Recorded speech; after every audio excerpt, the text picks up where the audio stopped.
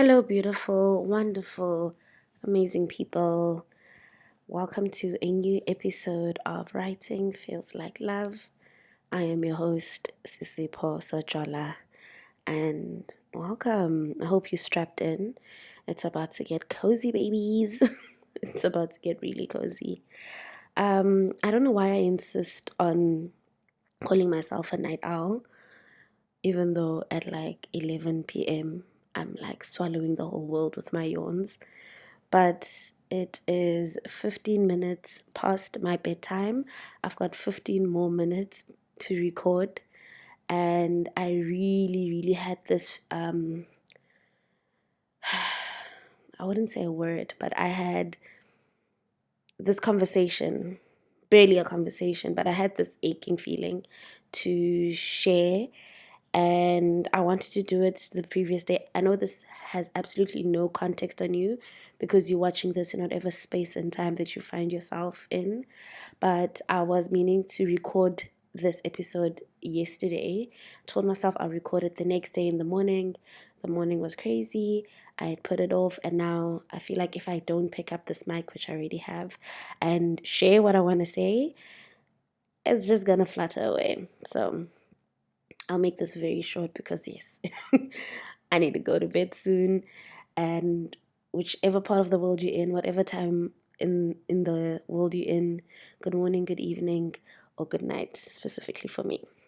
So, the conversation that I wanted to have was mainly about my vocal lessons. That's also intertwined with something that my mom had said that really resonated.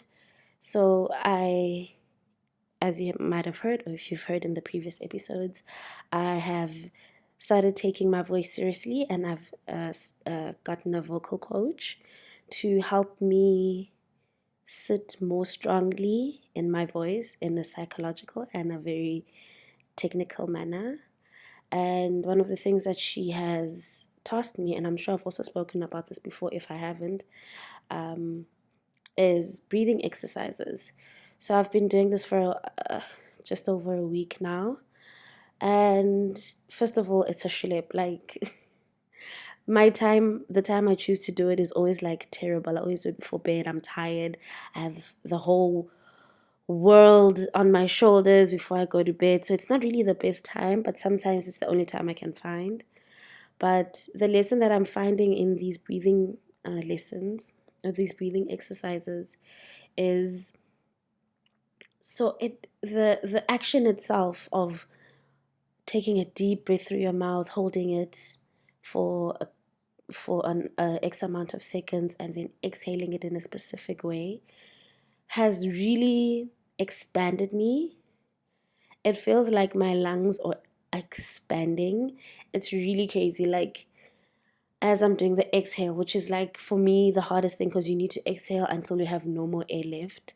And if you feel yourself running out of gas, you beat your pelvic area, like you beat it like a drum to kind of wake your body up to keep pushing, to keep exhaling, to keep going on basically.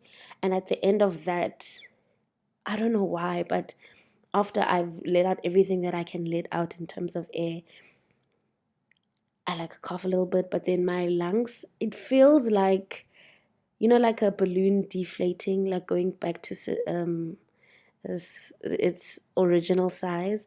But just that come down is just so remarkable, because in the moment of inhaling these deep big breaths and holding it in for as long as you can and exhaling it with all of your might, you don't realize how much of yourself that you're expanding. I personally don't. I just feel like, oh, I'm just breathing. I'm just being more intentional with my breathing. But my body is actively trying to change itself and make itself bigger to prepare itself for what it knows, which is the big exhale. And I think about this in a life manner because yesterday I found myself scrolling through my Instagram, and I had this series. Well, it's not really a series, but I love creating content. And now that I have this podcast, I posted about it on Instagram. My mom messaged me saying, "Oh, my child, you are you love to reinvent yourself. And in my heart, I was like, oh my gosh, that is such a different perspective, because in my perspective, I've been sitting with this for too long. And so me releasing it is like a weight off my shoulder, and for me to keep creating. But for like someone like my mom, who doesn't really interact actively with my work, um, because she doesn't always have access to it. She always sees me releasing something, whether it's the vlog, whether it's a YouTube channel, now it's the podcast. I had a little video series on my page. So she always sees her little girl reinventing herself and changing herself and always reintroducing herself to the world. And I thought that was beautiful. I thought that was so, so beautiful, because I don't, in that moment, I never see myself as reinventing. Much like the breathing exercises, I cannot feel myself expanding when I'm doing the breath work. I only feel it when I'm exhaling. So I only feel it now when I've released episodes, and I've got people who really connect with it. And the best thing that I love about this platform specifically, as opposed to my other platforms, is it opens up a lot of conversation. It opens up a lot of conversation. I've had really, really wholesome conversations with friends. And it's not as if, oh, I was not expecting this perspective from this person. Like, we always have DMCs. I'm just a DMC type of girl sometimes. But it's just so beautiful to see people open up and share, because every single interaction that I've had in regards to this podcast, when people actually interrogate it, talk about it, share their experiences of it with me, is they share their perspective completely. And for me, sometimes I want a critique, like, oh, tell me I shouldn't have said so many times. I should have started straight into it. I should have a jingle, etc., etc. I love that constructive criticism and feedback, because it grows me. But more than anything, I love the fact that people can just share. I think that's my purpose. Like, that is what is inspiring this podcast, and me pushing myself to continue, is I get to have some really, really honest, wholesome conversations with people. And it doesn't have to be, oh, now we're gonna always have DMTs. It's literally, I listened to this, it made me feel like this. I can relate it back to my life like this, and I just wanted you to know, and I can really be grateful and sit in that gratitude. It's amazing. So yeah, for my mom to see me as a person that reinvents herself is so beautiful. Um, yes, as I was saying, so I was on my Instagram page. Um, just to rewind back to my actual point about reinvention, expanding yourself.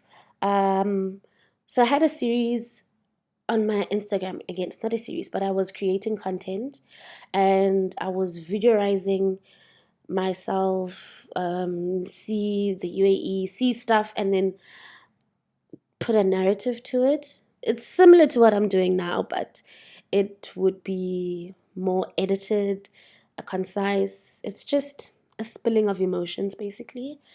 And I remember when I was creating those videos, it filled me up so much.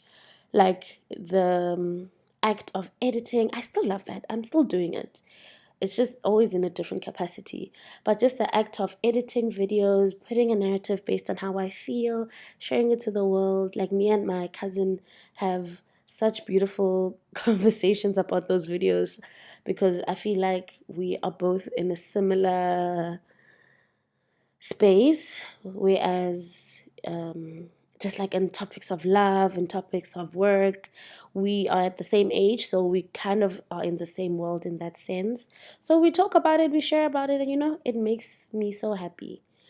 And so I always remember myself creating those videos, but I never really put a timestamp or a timeline on how long ago it was. And when I was looking through my page yesterday, I saw that, oh my gosh, I posted these videos in March of 2024. I didn't post again throughout the year, because the year just got increasingly worse. I laugh about it, but it was traumatic. 2024, right off. Don't like you, little girl. Don't want to see you ever again. But yeah, in my head, I didn't think that it was March because it felt like it had just happened. I'm more closer to March in 2025 than I was in 2024 after I'd created it. And it really, first of all, shocked me because I didn't know. I thought I'd created those videos like mid-year or towards the end of the year or something. And second of all, I didn't see myself slipping. I didn't see myself slipping away from myself. And that was the biggest shock. Because I'm in the same period right now, it's a new year, new me.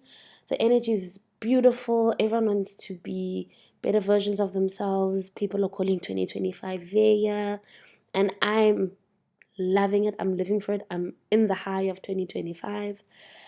But I think just in hindsight, I didn't realize that I hadn't nurtured that part of myself for that whole year after I had started doing it in March and April and stuff. And it was crazy. I think, again, it all goes back to that same moment of expansion and breathing in and not realizing how much you're growing and how much you're expanding. The same can be said of you don't really realize when you're losing yourself. I don't know. I think I didn't expect it to hit me that hard. I know 2024 was not the easiest year for me. I struggled a lot. I dealt with a lot of loss, a lot of pain, a lot of growth, but a lot of unnecessary pain as well. Necessary and unnecessary pain. And so I didn't feel myself deflating. I didn't feel myself shrinking from myself. I think I just went into pure survival mode, just dealing with the emotions as they come in waves, in big, big waves, and not necessarily noticing the little life that the little life that I have taken out of myself. Yeah. But now that's why it's so good to have like records. Guys, records are important. Records are so, so, so important because they show you how much you've grown.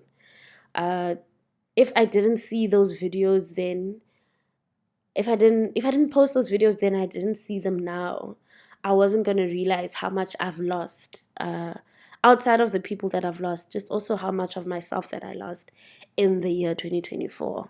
And so, yeah, I do not want to be that person. I want to keep creating as far as I can create. I don't want to only be driven by motivation to create. I want to just keep creating even when it feels bad, even if I'm 15 minutes away from falling asleep, even after a big, beautiful homemade meal. Like, I still want to create no matter what the circumstances is. So, you know the drill. I'm going to open a letter. I'm just going to read one, maybe two. I'll see how I feel, but most likely one. And from this letter, I'll just leave you with it and see if it resonates. I don't know. Oh. Okay. This is a half a letter. Where's the other half?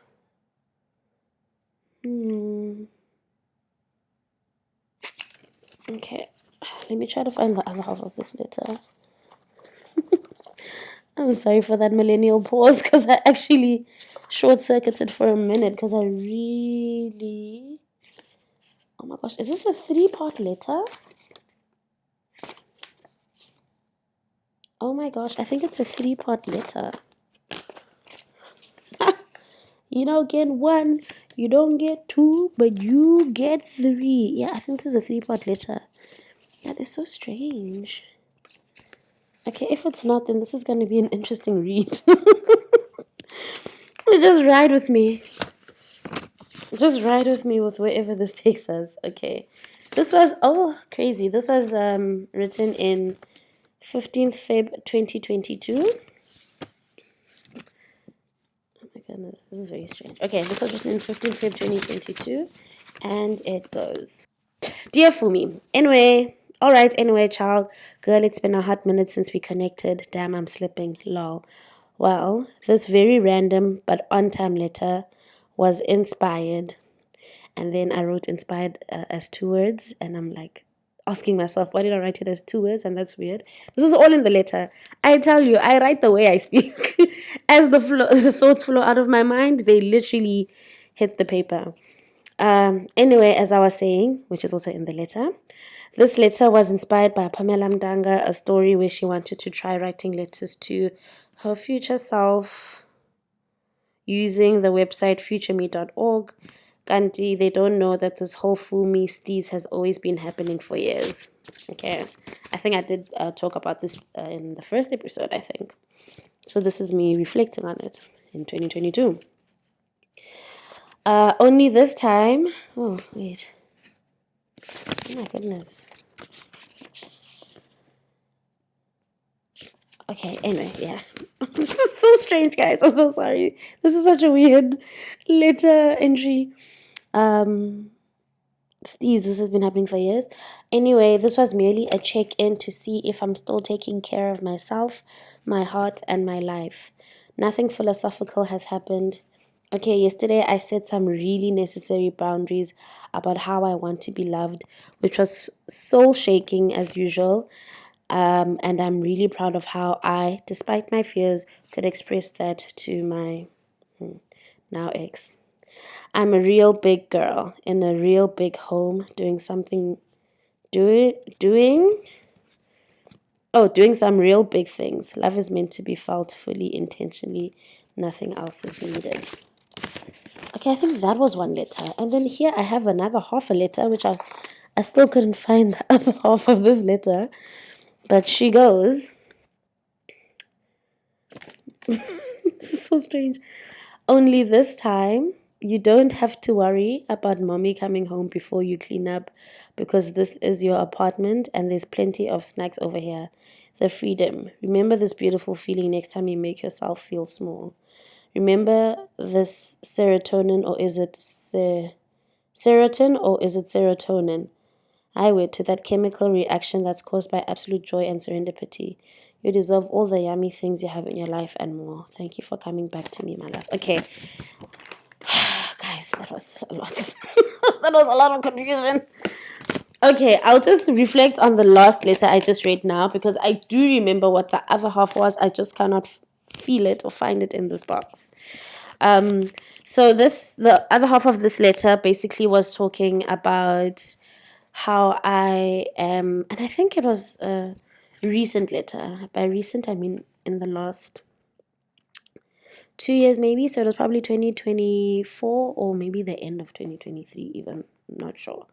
But it was the feeling I got from being in my apartment and, just basically being a kid again. But this time, I don't have the stress of my mom coming home and I haven't washed the dishes or I haven't, cleaned and I'm dancing on the table. Because, okay, little rewind. I'm a homebody. I'm a certified homebody. I've always been a homebody since I was a child. And so I loved being home alone when I was growing up because it gave me a chance to kind of be free. That's why I would write on walls and I would have full on plays and conversations with myself as a kid. And so that was my best time. But always, I would always make a mess. And by the time my mom comes home, oh, it would be hell. Because I'd need to clear up that mess quickly as soon as the car pulls up in the driveway. Oh, I needed to be Speedy Gonzalez and clean that house up immediately as soon as possible, as in yesterday, or else I am going to get shouted at. Oh, but my best memories are just me dancing on the table, being boom shaka, being a pop star in my mom's home, in my family home. And so now I reflected on that, saying that I'm now in my own home and I have lots of snacks here. because my mom wasn't big on snacks, so we never really bought snacks like that. I have a snack cupboard. I'm happy. I'm free. So I can connect this part of the letter back to what I was saying about, if you are living in survival mode, you don't often realize yourself slipping away from yourself and how small you and deflating you are becoming because you're inflating life, because life is very demanding. It's very tough and demanding. And so this is basically a love letter to that little girl and this big girl, saying that remember yourself. Remember yourself. And not to make yourself feel small. Not to make yourself feel small. Enjoy the serendipity. Enjoy the serotonin that comes from being you. And that you deserve all the yummy things that you have in your life and more. Thank you for coming back to me. So basically, you can go through the most, but remember to return. Remember to come back to yourself. Remember to come home to you. Because you miss you. And I think much of this podcast is also about me coming back home to myself as well, in different forms. And visiting the other parts that I had to put on the side step while I was surviving.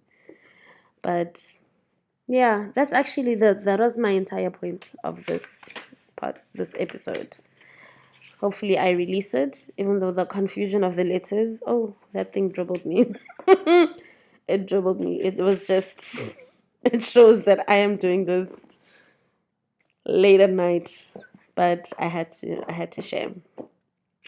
As usual, my beautiful, wonderful friends, I really did enjoy this catch up, this little chit chat. I love it when we chill and we get cozy and we just, unpack life in 18 minutes or however long this podcast is. So thank you so much for joining me. I will see you. You will hear from me at the next one, wherever it is, whatever time it is. Maybe my energy will totally be different. Most likely will be, because life be like that sometimes. Anyway, y'all, I love you so, so, so much. And see you on the next waffle. Bye.